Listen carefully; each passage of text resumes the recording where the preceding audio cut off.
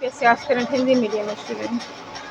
Thanks for joining me in the last class, chapter 11.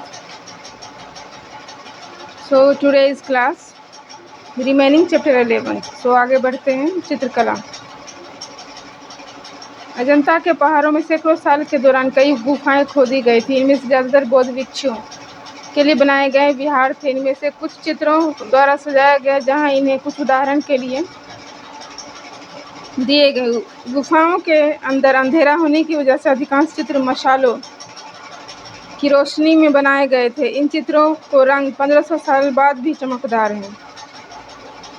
यह रंग पौधे और खनिजों से बनाए गए थे। इन महान कृतियों को बनाने वाले कलाकार अज्ञात हैं। So look at this picture. Ajanta गुफा का पेंटिंग है and look at this picture. तो आगे पुस्तकों की दुनिया। इस युग में कई प्रसिद्ध महाकाव्य की रचना की गई। इन उत्कृष्ट रचनाओं में स्त्री पुरुष की वीर गाथाएं तथा देवताओं से जुड़ी कथाएं हैं। करीब 1800 साल पहले एक प्रसिद्ध तमिल काव्य शिल्पदिकारम की रचना इलांगो नामक कवि ने की थी। इसमें कोवलम नाम के एक व्यापारी की कहानी है। वह फुहार में रहता था। अपनी पत्नी कनंगी की उपेक्षा कर वह एक नर्तकी माधवी से प्रेम करने लगा और वह कनंगी फुहार छोड़कर मदुरै चले गए। वहाँ पांड्या राजा के दरबारी जोहरी ने कोवलन पर चोरी का झूठा आरोप लगाया, जिस पर राजा ने उसे प्राण दंड दे दिया। कनंगी, जो अभी भी उससे प्रेम करती थी, इस अन्याय के कारण दुख और रोष से भर गई। उसने मदुरै शहर का विनाश कर डाला। एक और तमिल महाकाव्य जिसका नाम है मणिमेखलई, जो 14 साल पहले सतनार द्वारा लिखा गया। इसमें कोवलन तथा माधवी की बेटी की कहानी है। ये रचनाएं कई सदियों पहले से खो गई थी।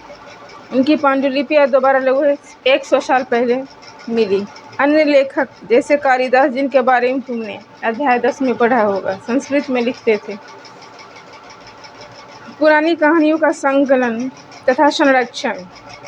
हिंदू धर्म से जुड़ी कई कहानियां जो बहुत पहले से प्रचलित थी, इस काल में लिखी गई। इनमें पुराण भी शामिल है।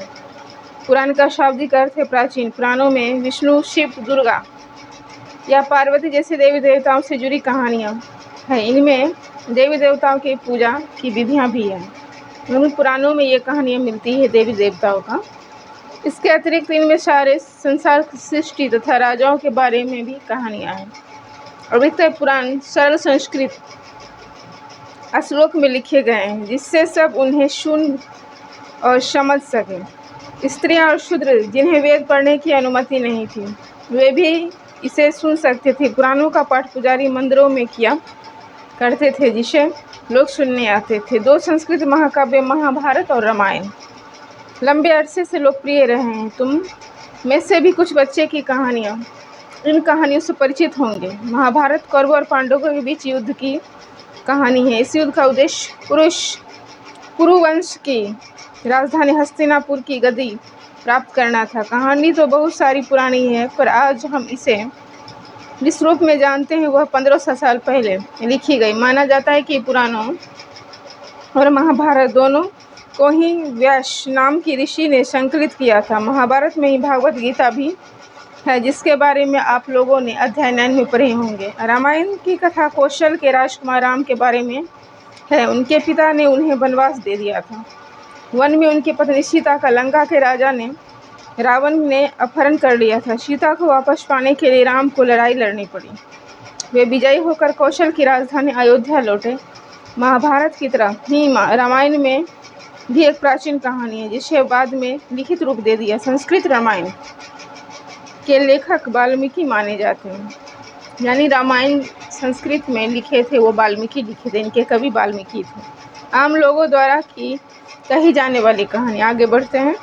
आम लोगों भी कहानियाँ कहते थे, कविताओं और गीतों की रचना करते थे, गाना गाते थे, नाचते थे और नाटकों में खेल करते थे, यानी पार्टिसिपेट करते थे। इनमें से कुछ तो इस समय के आसपास जातक और पंचतंत्र की कहानियाँ के रूप में लिखकर सुरक्षित कर लिए गए। जातक कथाएं तो अक्सर स्तूपों की रोलिंगों तथा अजंता के चित्रों में दर्शाई जाती है। इनमें से एक कहानी अगले पृष्ठ पे भी दी गई, जिनका नाम है बंदा राजा और की कहानी। तो आगे बढ़ते हैं। विज्ञान की पुस्तक है। इसी समय गणित तथा खगोल शास्त्री आर्यभट्ट ने संस्कृत में आर्यभट्टयम नामक पुस्तक लिखी। इसमें उन्होंने लिखा कि दिन और रात पृथ्वी के अपनी धुरी पर चक्कर काटने की वजह से होती है, जबकि लगता है कि रोज सूर्य निकलता है और डूबता है।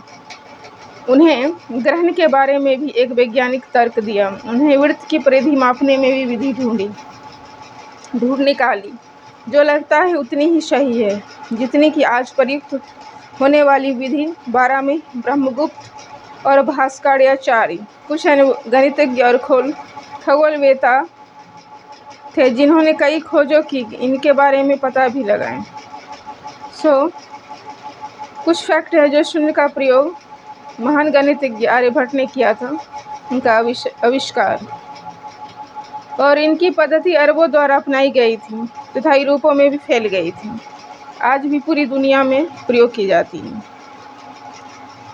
आज के लिए इतना ही। नेक्स्ट क्लास में चैप्टर 11 का क्वेश्चन विद आंसर करवाऊँ। तब तक till then bye bye, take care. Thank you for watching my YouTube channel. Like, subscribe and share. Thanks.